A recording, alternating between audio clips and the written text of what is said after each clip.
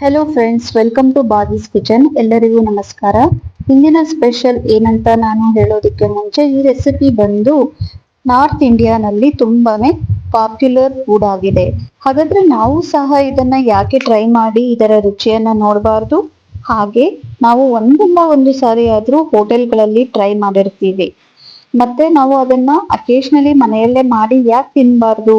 ಈ ರೆಸಿಪಿ ಮಾಡೋದಕ್ಕೆ ತುಂಬಾನೇ ಈಸಿ ಮತ್ತೆ ಟೇಸ್ಟಿಯಾಗಿ ಬರುತ್ತೆ. ಮನೆಯಲ್ಲಿ ಎಲ್ಲರೂ ಇಷ್ಟಪಟ್ಟು ತಿಂತಾರೆ. ಹಾಗಾದ್ರೆ ಬನ್ನಿ ಈ ದಿನದ ರೆಸಿಪಿ ನೋಡೋಣ. ಈ ದಿನದ ರೆಸಿಪಿ ಬಂದು ಚೋಲೆ ಭಟೂರೆ. ಈಗ ಮಾಡುವ ವಿಧಾನವನ್ನ ನೋಡೋಣ. ಮೊದಲಿಗೆ ನಾನಿಲ್ಲಿ ಕಾಬೂಲ್ ಕಡಲೆ ಅಥವಾ ಕಾಬೂಲ್ ಚೆನ್ನ ಅಂತಾನು ಕರೀತಾರೆ ಇದನ್ನ. ನೀವು ರಾತ್ರಿ ನೆನೆ ಹಾಕಿ ಬೆಳಿಗ್ಗೆ ಮಾಡಬಹುದು, ಅಥವಾ ನೀವು ರಾತ್ರಿ ನೆನೆ ಹಾಕೋದಕ್ಕೆ ಮರೆತು ಹೋದಾಗ ನೀವು ಒಂದು 2 to 3 hours ನೆನೆ ಹಾಕಿ. ನಾನಿಲ್ಲಿ 250 ಗ್ರಾಮ್ನಷ್ಟು ಕಾಬೂಲ್ ಚೆನ್ನನ ತಗೊಂಡಿದ್ದೀನಿ. ನೆನೆಸಿರುವ ಕಡಲೆಯನ್ನ ಕುಕ್ಕರ್ಗೆ ಹಾಕೊಂಡು ಅದಕ್ಕೆ 1.5 ಗ್ಲಾಸ್ನಷ್ಟು ನೀರು ಮತ್ತು ಹಾಗೆ ಸ್ವಲ್ಪ ಉಪ್ಪನ್ನ ನಾನು ಹಾಕೊಂಡಿದ್ದೀನಿ. 3 ರಿಂದ 4 ವಿಷಲ್ ಬರೋವರೆಗೂ ಬೇಯಿಸ್ಕೊಳ್ಬೇಕು. ಈಗ ನಾವು ಭಟೂರೆಯನ್ನು ಮಾಡೋದು ಹೇಗೆ ಅಂತ ನೋಡೋಣ. ನಾನೀಗ ಈ ಬಟ್ಟಲು ಇದೆಯಲ್ಲ, ಇದರಲ್ಲಿ 2 ಬೌಲ್ ಮೈದಾ ಹಾಕೊಂಡಿದ್ದೀನಿ, ಮತ್ತೆ ಅರ್ಧ ಬಟ್ಟಲು ಮೀಡಿಯಂ ರವೆ, ಮತ್ತೆ 3 ರಿಂದ 4 ಟೇಬಲ್ ಸ್ಪೂನ್ ಅಷ್ಟು ಮೊಸರು. ಅದರಲ್ಲಿ ಈಗ ನಾನು 1 ಸ್ಪೂನ್ ಬೇಕಿಂಗ್ ಪೌಡರು ಮತ್ತೆ ಅರ್ಧ ಸ್ಪೂನ್ ಅಷ್ಟು ಬೇಕಿಂಗ್ ಸೋಡಾ ಹಾಕೊಳ್ತಾ ಇದ್ದೀನಿ. ಹಾಗೆ ರುಚಿಗೆ ತಕ್ಕಷ್ಟು ಉಪ್ಪು ಹಾಕೊಂಡು ಚೆನ್ನಾಗಿ ಮಿಕ್ಸ್ ಮಾಡ್ಕೊಳ್ಳಿ. 1 ಸ್ಪೂನ್ ಶುಗರ್ ಕೂಡ ನಾನು ಇಲ್ಲಿ ಆ್ಯಡ್ ಮಾಡಿದ್ದೀನಿ. ಈಗ ಹಿಟ್ಟಿಗೆ ಸ್ವಲ್ಪ ಎಣ್ಣೆ ಹಾಕೊಂಡು, ಅಂದ್ರೆ ಅಪ್ರಾಕ್ಸಿಮೇಟ್ ಆಗಿ ನಾನಿಲ್ಲಿ 2 ಸ್ಪೂನ್ ಹಾಕೊಂಡಿದ್ದೀನಿ.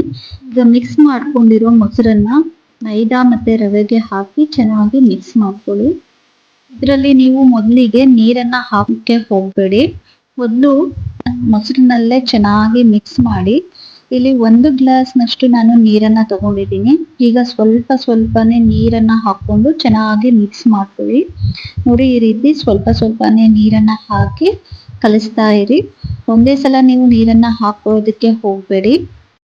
ಈಗ ಇದನ್ನ ಚೆನ್ನಾಗಿ ನಾದ್ಕೊಳ್ಳಿ. ಯಾಕಂದ್ರೆ ಇದರಲ್ಲಿ ನಾವು ರವೆಯನ್ನು ಸಹ ಹಾಕೊಂಡಿದ್ದೀವಿ. ಅದು ನೀರನ್ನ ಸ್ವಲ್ಪ ಜಾಸ್ತಿ ಹೀರ್ಕೊಳ್ಳುತ್ತೆ. ನೀವು ನಾದೋದ್ರಿಂದ ಅದು ಸಾಫ್ಟ್ ಆಗುತ್ತೆ.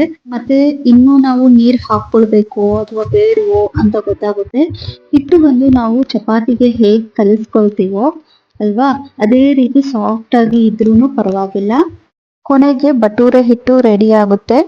ಈಗ ಇದಕ್ಕೆ 1 ಸ್ಪೂನ್ ಅಷ್ಟು ಎಣ್ಣೆ ಹಾಕಿ ಹಿಟ್ಟಿನ ಮೇಲೆ ಸವರಿ ಇದನ್ನ ಕ್ಲೋಸ್ ಮಾಡಿ ಒಂದು 30 ಮಿನಿಟ್ಸ್ to 1 hour ಇಡ್ಬೋದು. ಇಲ್ಲಿ ನೀರು ಅರ್ಧ ಗ್ಲಾಸ್ಗಿಂತ ಸ್ವಲ್ಪ ಹೆಚ್ಚಾಗಿ ತಗೊಂಡಿದ್ದೀನಿ. ಈಗ ಚೋಲೆ ಹೇಗೆ ಮಾಡೋದು ಅಂತ ನೋಡೋಣ. ತುಂಬಾ ಸಿಂಪಲ್ ಆಗಿ ಇದನ್ನ ಮಾಡ್ಬೋದು. ನಾನಿಲ್ಲಿ ಕೊಬ್ಬರಿ ಇಲ್ದೇನೆ ನಾನು ಮಾಡ್ತಾ ಇದ್ದೀನಿ. ಸೇಮ್ ನಾರ್ತ್ ಇಂಡಿಯನ್ ಸ್ಟೈಲ್ ಅಲ್ಲೇ ಮಾಡ್ತಾ ಇದ್ದೀನಿ. ಮೊದಲಿಗೆ ನಾನಿಲ್ಲಿ 3 ಟೊಮೆಟೊ, 1 ಈರುಳ್ಳಿ, 4 ಹಸಿಮೆಣಸಿನಕಾಯಿ, 10 ರಿಂದ 15 ಬೆಳ್ಳುಳ್ಳಿ ಹೆಸಳು, 1.5 ಇಂಚಿನಷ್ಟು ಶುಂಠಿ, ಹಾಗೆ ನಾನಿಲ್ಲಿ 1 ಸ್ಪೂನ್ ಧನಿಯಾನ ತಗೊಂಡಿದ್ದೀನಿ. ಒಂದು ಮಿಕ್ಸಿ ಜಾರ್ನಲ್ಲಿ ಈಗ ಬೆಳ್ಳುಳ್ಳಿ, ಶುಂಠಿ ಹಾಗೆ ಟೊಮೆಟೊನ ಕಟ್ ಮಾಡಿ ಹಾಕಿ.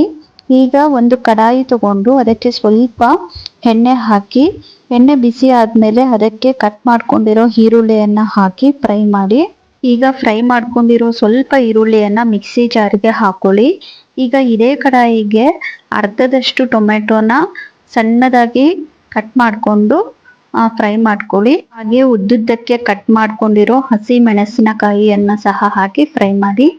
ಫ್ರೈ ಆದ್ಮೇಲೆ ಸ್ವಲ್ಪ ಧನಿಯಾನ ಹಾಕಿ 1 ನಿಮಿಷ ಫ್ರೈ ಮಾಡಿ. ಇದಕ್ಕೀಗ ನಾನು 1 ಇಂಚಿನಷ್ಟು ಚಕ್ಕೆ, 2 ಏಲಕ್ಕಿ, 4 ಲವಂಗ, ಸ್ವಲ್ಪ ಅರಿಶಿನ ಹಾಕಿ ಅದನ್ನು ಸಹ ಫ್ರೈ ಮಾಡಿ.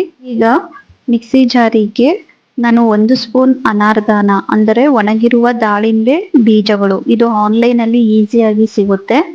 ಒಂದು ವೇಳೆ ಇದಿಲ್ಲ ಅಂದ್ರೆ ಸ್ವಲ್ಪ ಹುಣಸೆ ಹಣ್ಣನ್ನ ಯೂಸ್ ಮಾಡ್ಕೊಬಹುದು. ಈಗ ಇದನ್ನ ಗ್ರೈಂಡ್ ಮಾಡಿ ಕಡಾಯಿಗೆ ಹಾಕೊಳ್ಳಿ. ಇದರಲ್ಲಿ ಈಗ 1 ಸ್ಪೂನ್ ಖಾರದ ಪುಡಿ, 1 ಸ್ಪೂನ್ ಧನಿಯಾ ಪೌಡರು, ಹಾಗೆ 1/2 ಸ್ಪೂನ್ ಆಮ್ಚೂರ್ ಪೌಡರ್ ಹಾಕಿ ಚೆನ್ನಾಗಿ ಮಿಕ್ಸ್ ಮಾಡಿ ಫ್ರೈ ಮಾಡ್ಕೊಳ್ಳಿ. ಹಾಗೆ ಇದಕ್ಕೆ ಈಗ ಸ್ವಲ್ಪನೂ ನೀರ್ ಹಾಕದೆ ಫ್ರೈ ಮಾಡ್ಕೊಳ್ಳಿ. ಅರ್ಧ ಇಂಚು ಶುಂಠಿನ ತಗೊಂಡು ಉದ್ದಕ್ಕೆ ನಾನು ಕಟ್ ಮಾಡ್ಕೊಂಡು ಹಾಕೊಳ್ತಾ ಇದ್ದೀನಿ. ಇದನ್ನೆಲ್ಲ ಚೆನ್ನಾಗಿ ಫ್ರೈ ಮಾಡ್ಕೊಳ್ಳಿ. ಹಾಗೆ ನಾನಿಲ್ಲಿ ಸ್ವಲ್ಪನೂ ನೀರು ಹಾಕದೇನೆ ಫ್ರೈ ಮಾಡ್ಕೊಳ್ತಾ ಇದ್ದೀನಿ. ಈಗ ನಾನಿಲ್ಲಿ 1 ಸ್ಪೂನ್ ಟೀ ಪೌಡರ್ ಅನ್ನ ತಗೊಂಡಿದ್ದೀನಿ. ಇದನ್ನ ನಾನು 2 ನಿಮಿಷ ಚೆನ್ನಾಗಿ ಕಾಯಿಸಕ್ಕೆ ಇಟ್ಟಿದ್ದೀನಿ. ಇಲ್ಲಿ ಅನಾರ್ದಾನ ಯಾಕೆ ಹಾಕೊಂಡಿದೀನಿ ಅಂದ್ರೆ ಸ್ವಲ್ಪ ಹುಳಿ ಬರ್ಲಿ ಅಂತ.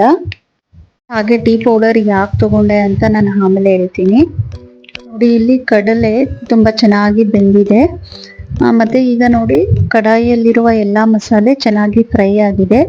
ಈಗ ಕುಕ್ಕರ್ನ ಸ್ಟವ್ ಮೇಲೆ ಇಟ್ಟು ಕಡಾಯಿಯಲ್ಲಿರುವ ಮಸಾಲೆಯನ್ನ ಕುಕ್ಕರ್ಗೆ ಹಾಕೊಂಡು ಚೆನ್ನಾಗಿ ಮಿಕ್ಸ್ ಮಾಡಿಕೊಂಡು ಕುದಿಸಿ, ರುಬ್ಬಿದ್ದ ಮಿಕ್ಸಿ ಜಾರ್ ಇತ್ತಲ್ವಾ ಅದಕ್ಕೆ ನಾನೀಗ ಸ್ವಲ್ಪ ನೀರು ಹಾಕೊಂಡು ಅದನ್ನು ಸಹ ನಾನು ಕುಕ್ಕರ್ಗೆ ಹಾಕೊಳ್ತಾ ಇದ್ದೀನಿ.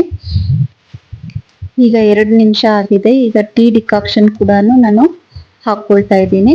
ಯಾಕೆ ನಾನು ಟೀ ಡಿಕಾಕ್ಷನ್ ಹಾಕೊಳ್ತಾ ಇದ್ದೀನಿ ಅಂದ್ರೆ ಕಲರ್ ತುಂಬಾನೇ ಚೆನ್ನಾಗಿ ಬರಲಿ ಅಂತ. ಇಲ್ಲಿ ನಾರ್ತ್ ಸೈಡ್ ಎಲ್ಲ ಹೀಗೆ ಮಾಡ್ತಾರೆ, ಅದಕ್ಕೆ ನಾನು ಹಾಗೆ ಟ್ರೈ ಮಾಡ್ತಾ ಇದ್ದೀನಿ. ಒಂದ್ಸಲ ನೀವು ಟೆಸ್ಟ್ ಮಾಡ್ಕೊಳ್ಬಹುದು. ನಿಮ್ಗೆ ಉಪ್ಪು ಖಾರ ಏನಾದ್ರು ಕಡಿಮೆ ಇದ್ರೆ ಸ್ವಲ್ಪ ನೀವು ಜಾಸ್ತಿ ಮಾಡ್ಕೊಳ್ಬಹುದು. ಈಗ ಇದನ್ನ ಚೆನ್ನಾಗಿ ಮಸಾಲೆ ಎಲ್ಲ ವಾಸನೆ ಹೋಗೋವರೆಗೂ ಕುದಿಸಿ ಈಗ ಭಟೂರೆನ ರೆಡಿ ಮಾಡ್ಕೊಳ್ಳೋಣ. ಮೊದಲಿಗೆ ಸ್ಟವ್ ಆನ್ ಮಾಡಿ ಕಡಾಯಿ ತೆಗೆದುಕೊಂಡಿದ್ದೀನಿ, ಎಣ್ಣೆ ಕಾಯ್ಲಿಕ್ಕೆನು ಇಟ್ಟಿದ್ದೀನಿ. ಈಗ ಹಿಟ್ಟನ್ನ ಇನ್ನೊಂದು ಸಲ ಚೆನ್ನಾಗಿ ನಾದ್ಕೊಂಡು ಉಂಡೆಗಳನ್ನ ಹಾಕೊಳ್ತಾ ಇದ್ದೀನಿ. ಇಲ್ಲಿ ಉಂಡೆ ಸೈಜ್ ಬಂದು ನಾವು ಪೂರಿಗೆ ತಗೊಳ್ತಿರಲ್ವಾ ಅದಕ್ಕಿಂತ ಸ್ವಲ್ಪ ಜಾಸ್ತಿ ಹಿಟ್ಟನ್ನ ತಗೋಬೇಕು. ಒಂದೇ ಸಲ ಸ್ವಲ್ಪ ಜಾಸ್ತಿ ಉಂಡೆಗಳನ್ನ ಮಾಡಿಟ್ರೆ ಈಸಿಯಾಗಿ ಲಟ್ಟಿಸ್ಕೊಳ್ಬಹುದು. ಈಗ ನಾನಿಲ್ಲಿ ಒಂದು ಉಂಡೆ ತಗೊಂಡು ಲಟ್ಟಿಸ್ಕೊಳ್ತಾ ಇದ್ದೀನಿ.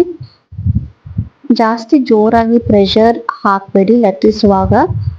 ಹೇಗೆ ನೀವು ಪೂರಿಗೆ ಲಟ್ಟಿಸ್ಕೊಳ್ತೀರೋ ಹಾಗೆ ಲಟ್ಟಿಸ್ಕೊಳ್ಳಿ. ಎಲ್ಲಾ ಕಡೆ ಈವನ್ ಹಾಗೆ ಲಟ್ಟಿಸ್ಕೊಳ್ಬೇಕು, ಆಗ ಪೂರಿ ಚೆನ್ನಾಗಿ ಉಬ್ಬುತ್ತೆ.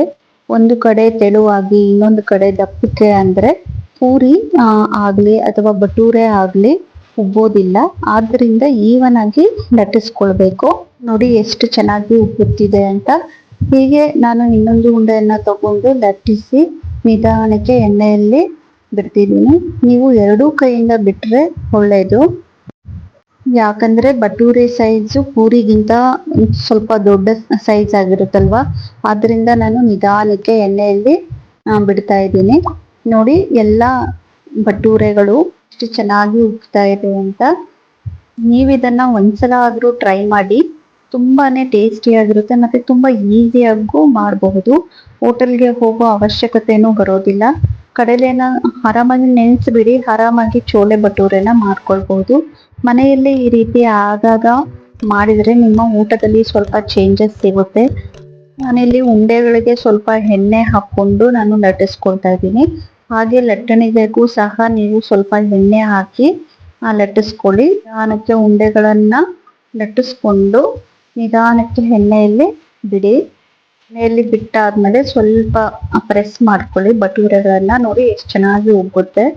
ಹೀಗೆ ಪ್ರೆಸ್ ಮಾಡೋದ್ರಿಂದ ಆರಾಮಾಗಿ ಈ ಭಟೂರೆಗಳು ಚೆನ್ನಾಗಿ ಉಬ್ಬುತ್ತೆ. ಇದ್ರ ಜೊತೆಗೆ ಸ್ವಲ್ಪ ಈರುಳ್ಳಿ, ಹಸಿಮೆಣಸಿನಕಾಯಿ ಹಾಗೆ ನಿಂಬೆ ಹಣ್ಣು, ಸೇಮ್ ನೀವು ನಾರ್ತ್ ಇಂಡಿಯನ್ ಚೋಲೆ ಭಟೂರೆ ತಿಂದ ಹಾಗೇನೆ ಇರುತ್ತೆ. ಹಾಗಾದ್ರೆ ಈ ವಿಡಿಯೋ ಇಷ್ಟವಾದ್ರೆ ಲೈಕ್ ಮಾಡಿ, ಶೇರ್ ಮಾಡಿ, ಕಮೆಂಟ್ ಮಾಡಿ, ಹಾಗೆ ಸಬ್ಸ್ಕ್ರೈಬ್ ಮಾಡಿ. ಮರೆಯದೆ ಬೆಲ್ ಐಕನ್ನ ಪ್ರೆಸ್ ಮಾಡಿ. ಯಾಕೆಂದ್ರೆ ನನ್ನ ಎಲ್ಲಾ ಹೊಸ ವಿಡಿಯೋಗಳ ನೋಟಿಫಿಕೇಶನ್ ನಿಮ್ಮ ಮೊಬೈಲ್ಗೆ ನಿಮಗೆ ಮೊದಲಿರುತ್ತೆ. Thank you for watching.